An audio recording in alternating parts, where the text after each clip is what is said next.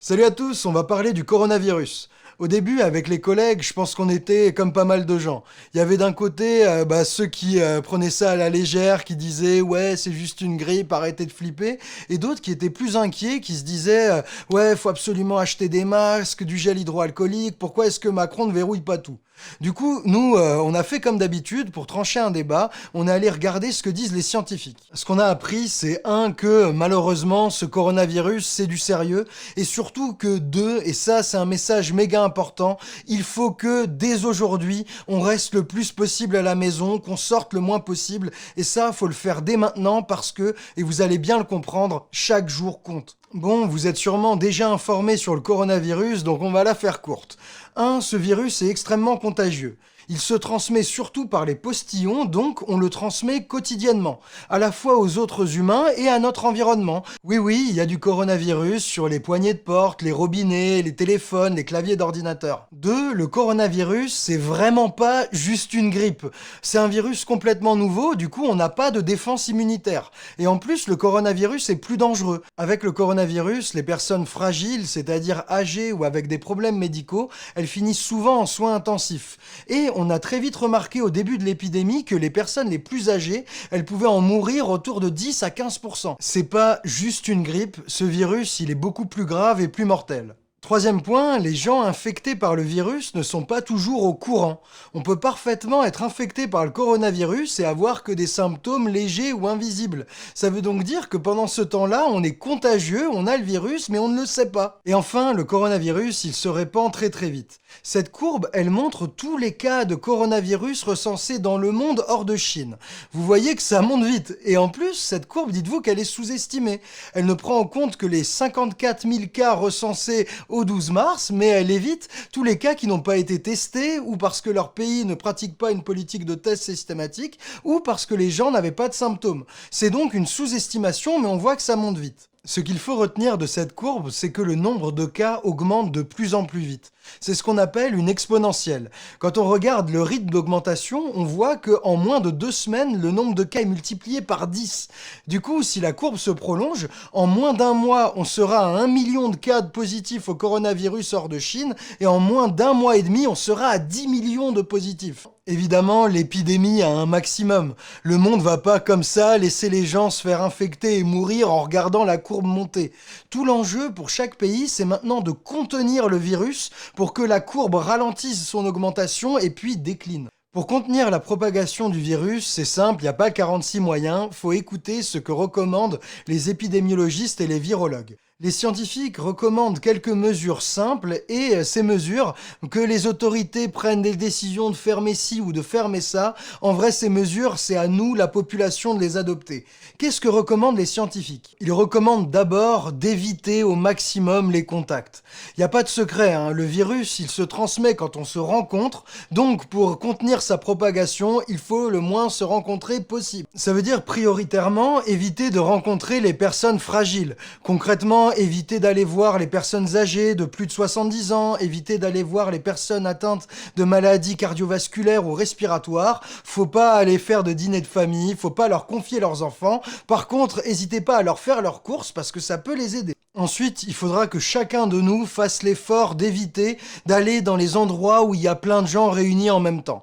Et ça, concrètement, ça veut dire accepter quand les autorités annulent des concerts, des stades de foot ou des événements. Ça veut dire annuler nos plans, annuler telle soirée, tel anniversaire, tel dîner en famille. Ça veut dire annuler nos entraînements, refuser d'aller à la salle de boxe ou à la salle de danse, à ne pas aller à l'entraînement de foot ou à l'entraînement de handball. Toutes ces activités sociales non indispensables, faut qu'on se fasse violence et qu'on les oublie, qu'on les mette de côté pour les prochaines semaines. Ça va piquer, mais pour contenir le virus, il n'y a pas le choix. Il va falloir rester chez soi et limiter ses activités sociales. Et ça, il faut le faire dès aujourd'hui et à fond. Pourquoi? Eh bien parce que chaque jour compte. Vous voyez ce graphique? Eh bien, la différence entre la courbe verte et la courbe rouge, c'est juste un jour d'écart.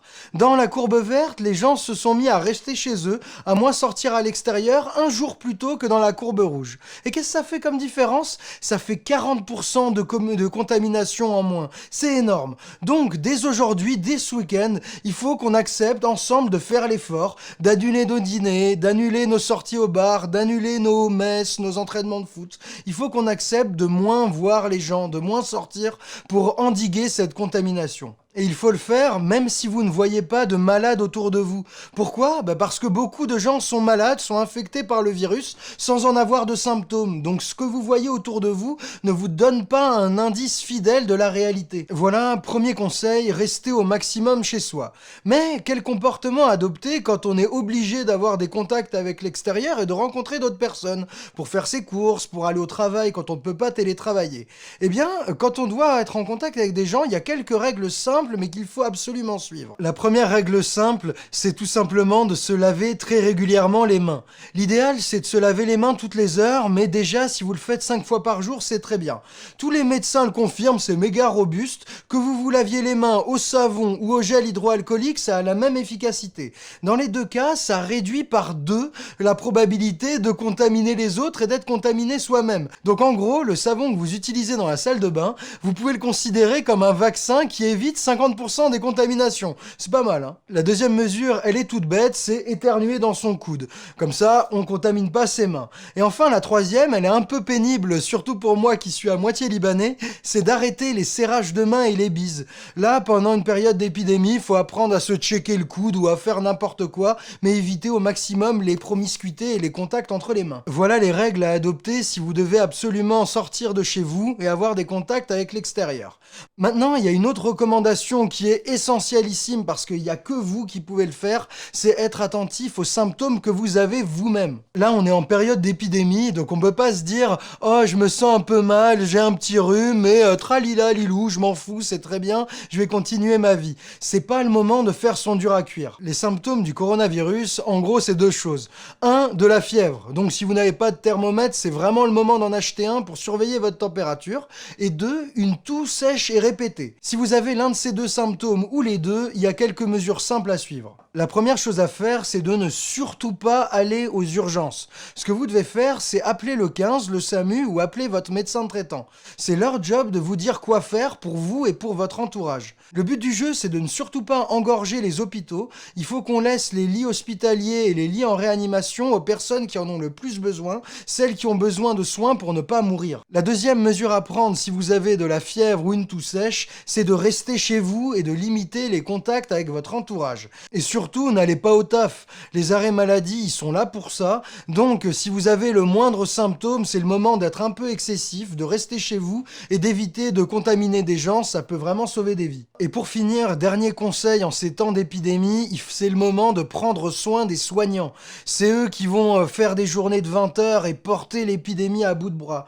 Du coup, limitez les contacts inutiles. C'est pas le moment de les saouler pour qu'ils viennent à votre anniversaire. Et si vous vivez avec ou près d'eux, c'est le moment de leur donner des coups de main, de faire des courses pour eux, de garder leurs gamins. C'est vraiment le moment de protéger nos soignants. C'est eux qui vont nous aider à passer cette épreuve. Voilà, dans cette vidéo, on a essayé de vous donner le plus clairement possible les recommandations des médecins et des épidémiologistes aujourd'hui, le 13 mars.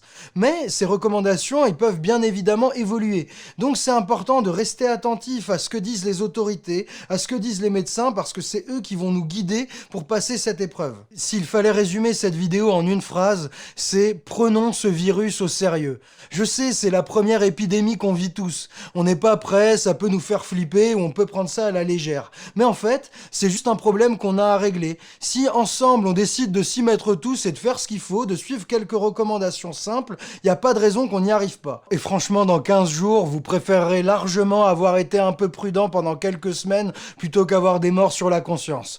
Voilà, c'était ce qu'on avait à vous dire sur le coronavirus. J'espère que ça vous a été utile. N'hésitez pas à partager si vous avez eu des informations que vous avez trouvées importantes. Moi, je vous fais des bisous, enfin plutôt des checks du coude. Et prenez soin de vous, prenez soin des autres. Ciao!